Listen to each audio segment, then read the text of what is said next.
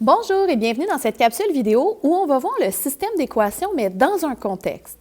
Donc, lisons la situation. Josée veut s'abonner dans un club de tennis et dans le premier club qu'elle visite, elle doit payer la carte de membre 90 $ par année et ensuite 3,75 $ pour chaque utilisation du court. Donc, un court de tennis, c'est le terrain. Et dans le second club, la carte de membre est 40 $ par année, mais c'est 6,75 $ à chaque utilisation là, de l'heure pour le terrain de tennis. Et qu'est-ce qu'on cherche à savoir, c'est combien d'heures de jeu sont nécessaires, dans le fond, pour avoir la même somme d'argent déboursée dans les deux clubs. T'sais. Puis après ça peut l'aider à choisir selon combien d'heures qu'elle pense faire, ça va l'aider à l'orienter dans son choix. Donc, on va commencer par écrire le système d'équations. Donc, notre premier terrain, là, donc mettons qu'on vient l'identifier ici, là, 90 $ par année et 9,75 $, bien, on a comme notre taux de variation ici, hein, donc 3,75 $ avec notre valeur initiale là, pour la première équation. Donc, Y1, ça va être 3,75 X plus notre frais fixe annuel de 90 $. La deuxième équation, maintenant, mettons que je change de couleur ici, je vais le mettre en jaune. La deuxième équation, 40 $ par année et le frais de 6,75 $, qui est notre taux de variation. Donc, c'est notre deuxième droite, notre deuxième équation, 6,75 X plus 40. Donc, un coup qu'on a traduit nos équations, on vient refaire notre méthode pour résoudre. Donc, pour savoir quand est-ce que c'est égal, on cherche la solution du système. Donc, première étape, on pose que Y1 est égal à Y2. Deuxième étape, en fait, on peut l'écrire tout de suite. On va faire ensuite la résolution. Donc, 3,75 plus 90, on cherche à savoir quand est-ce que c'est égal avec l'autre. Donc, quand est-ce que les heures, le nombre d'heures est le même et le prix le même dans les deux centres de tennis. Donc, on vient faire notre étape 2 de résolution. Donc, première chose, souvent, là, moi, j'ai l'habitude de toujours enlever les X à droite pour avoir ma réponse facile à lire à la fin. Donc, je viens enlever le 6,75 X ici. J'enlève aussi le 6,75X à gauche. Donc, il va me rester moins 3X plus 90 est égal à 40.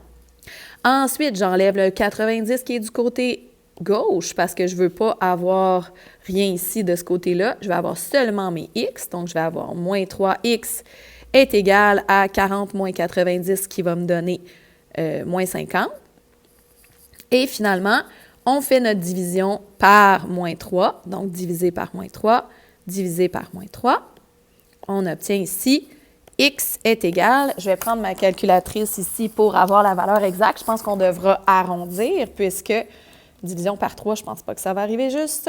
Donc, on arrive à environ, on va arrondir, 16,67 heures. Donc, c'est le nombre d'heures de jeu qui va être la même, hein, parce que dans mon système, le X, ça représente les heures, alors que le Y, ça représente le coût total annuel.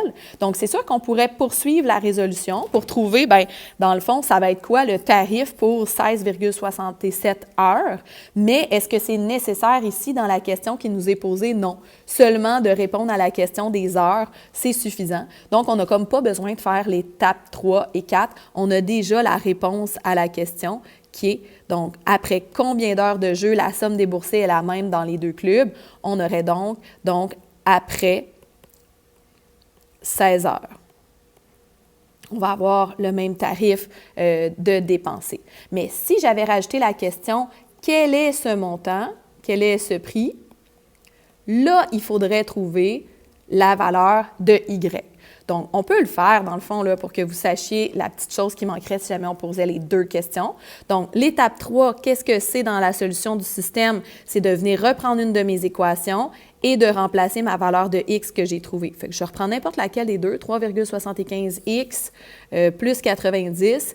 Et là, mon X ici, là, je viens le remplacer, là, peut-être je vais prendre une autre couleur. Donc, le X ici, là, en vert, je viens le remplacer par la réponse que j'ai trouvée là, à l'étape précédente.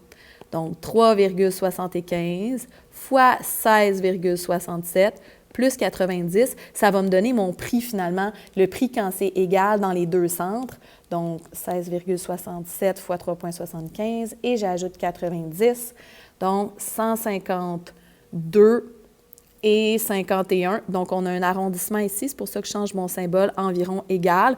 Donc, si on veut la réponse à cette question, donc on aurait que le prix est de 152,51 $. Donc, ça, c'est comme la petite question que j'ai rajoutée pour voir que, dans le fond, le système d'équation, sa solution, ça nous permet, dans le fond, de trouver deux réponses. Bien, dans cette histoire-ci, le temps où le prix est le même, donc 16,67 heures, mais là, je l'avais arrondi à l'entier inférieur là, pour dire, donc, après 16 heures, on sait que le prix, il est le même, là, donc entre 16 et 17 heures, c'est le même. Et donc, quel est ce prix? Je rajoute cette question, c'est le Y, finalement, qu'on vient trouver quand on connaît notre X. Donc, voilà. Merci pour cette capsule.